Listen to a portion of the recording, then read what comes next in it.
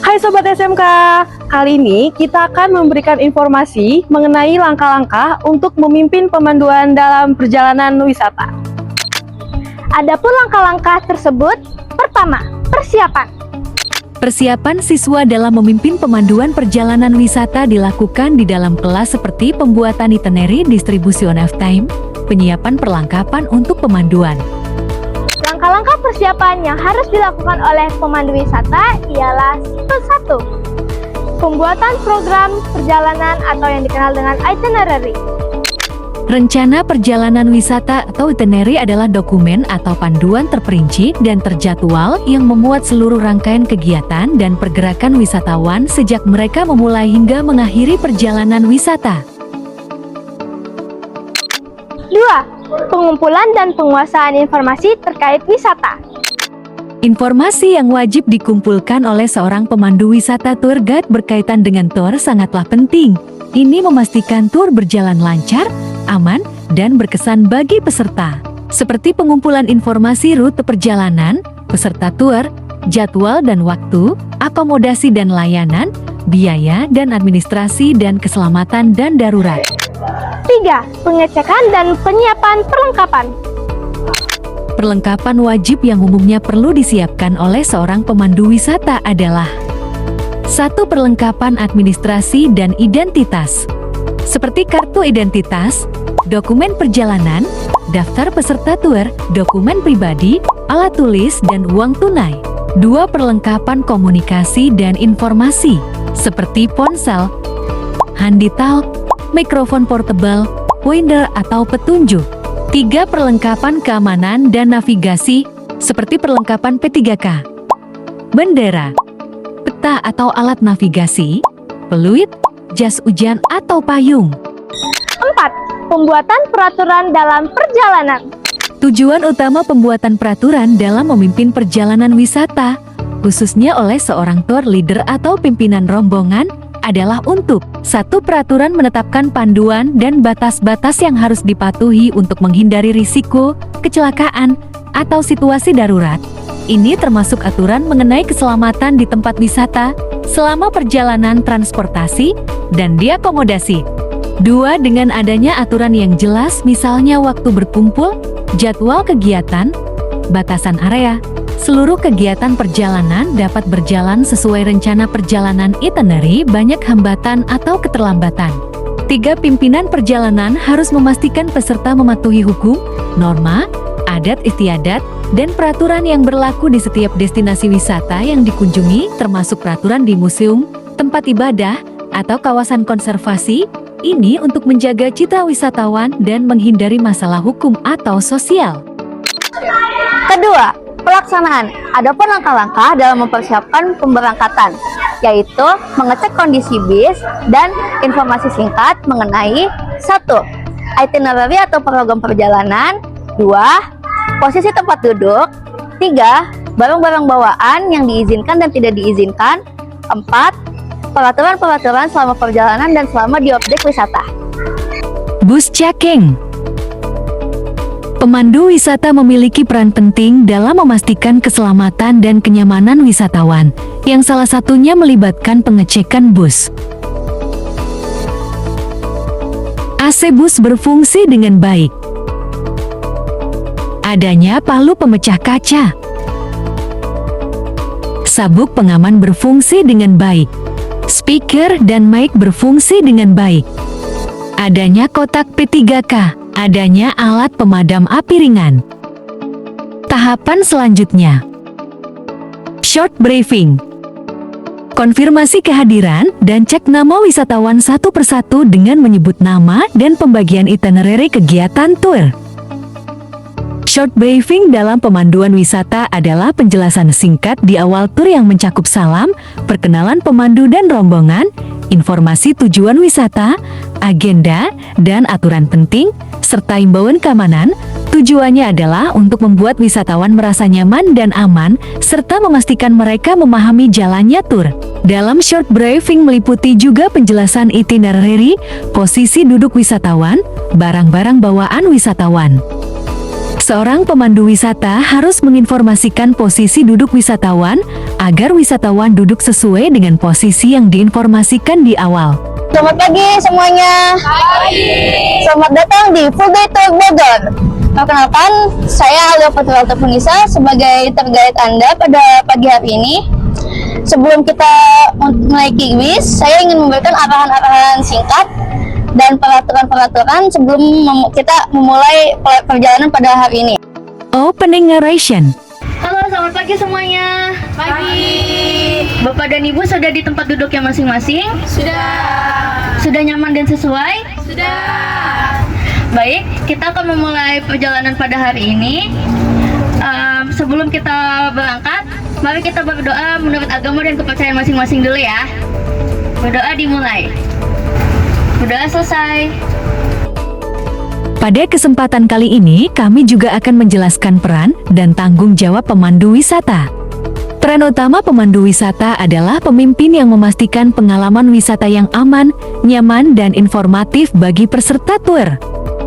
Pemandu wisata bertanggung jawab penuh atas keselamatan, informasi, dan pengalaman positif seluruh wisatawan. Baik, saya akan membacakan peraturan-peraturannya. 1.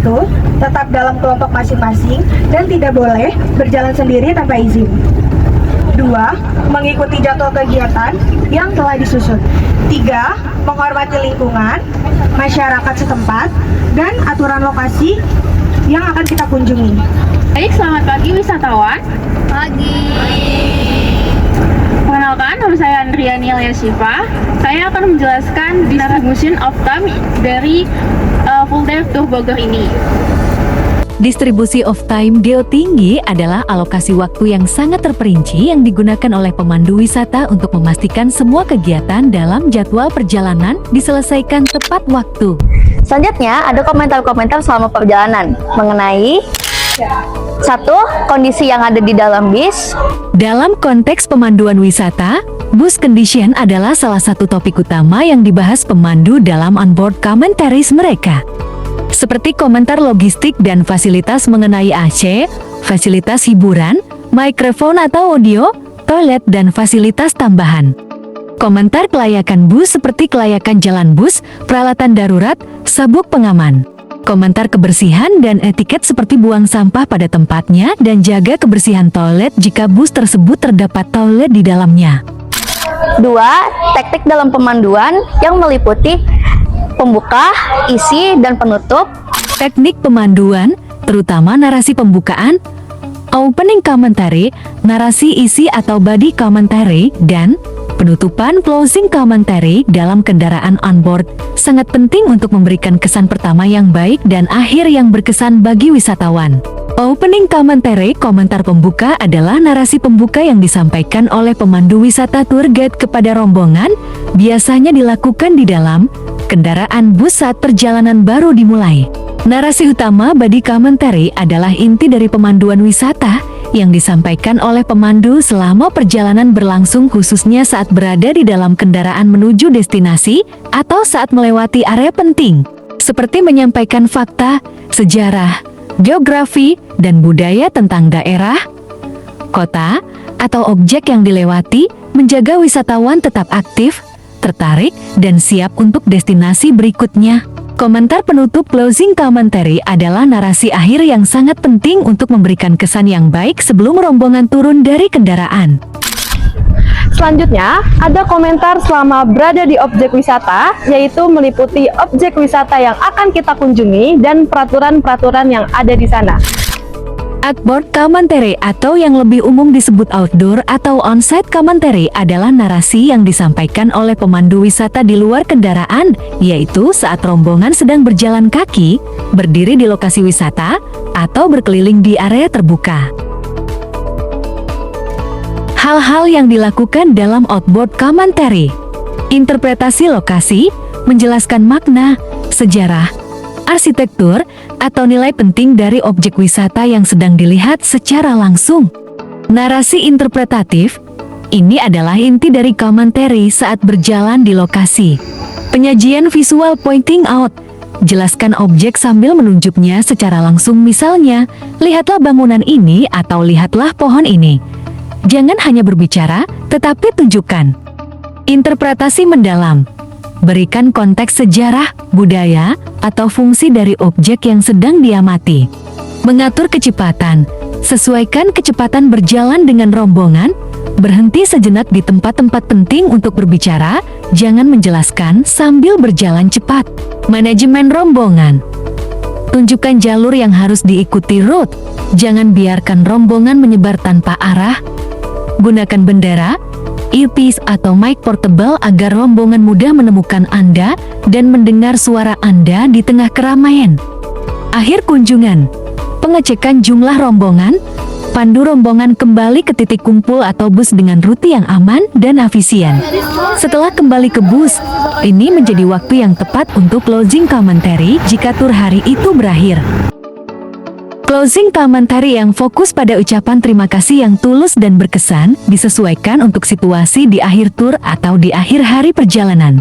Nama perusahaan memohon maaf sebesar-besarnya apabila ada salah kata yang tidak disengaja maupun disengaja, dan perilaku yang kurang berkenan serta pelayanan kami yang mungkin kurang memuaskan. Terima kasih sudah menggunakan pelayanan kami. Semoga apa yang kita dapat hari ini bermanfaat dan berkesan di hati selalu. Semoga Bapak Ibu wisatawan di tahun berikutnya masih menggunakan layanan paket wisata tur kami. Terima kasih. Kita ucapkan juga terima kasih kepada Bapak Imam sehari ini menemani perjalanan kita. Terima kasih Pak Imam. Tolong untuk sampah dilihat kembali, dicek dan dibawa turun, dan untuk barang bawaan agar dicek kembali agar tidak ada yang tertinggal ya. Terima kasih. Salam dari saya. Terima kasih. Wassalamualaikum warahmatullahi wabarakatuh. Ketiga, tahapan evaluasi atau perbaikan. Pada pelaksanaan memimpin pemanduan perjalanan wisata, tahap akhir yang harus dilakukan siswa adalah pelaksanaan evaluasi, karena bagian ini penting untuk proses pembelajaran yang bertujuan untuk mengukur keberhasilan, mengidentifikasi kelemahan, dan memberikan umpan balik konstruktif. Secara umum, tahapan evaluasi pasca pelaksanaan praktik pemanduan wisata dapat dibagi menjadi 3 area utama: evaluasi diri siswa, evaluasi pihak luar guru atau peserta, dan tindak lanjut atau perbaikan. Evaluasi diri seperti kesesuaian rencana, penyampaian informasi, manajemen rombongan, penanganan masalah, etika, dan penampilan. Evaluasi pihak luar guru seperti observasi langsung, guru menilai siswa saat praktik, fokus pada keterampilan teknis. Tahap tindak lanjut perbaikan seperti melakukan diskusi dan umpan balik, penyusunan rencana perbaikan, dokumentasi dan arsip. Semua hasil evaluasi, kuesioner, dan laporan akhir disimpan sebagai bukti kompetensi dan portofolio siswa dan sertifikasi atau penilaian kompetensi.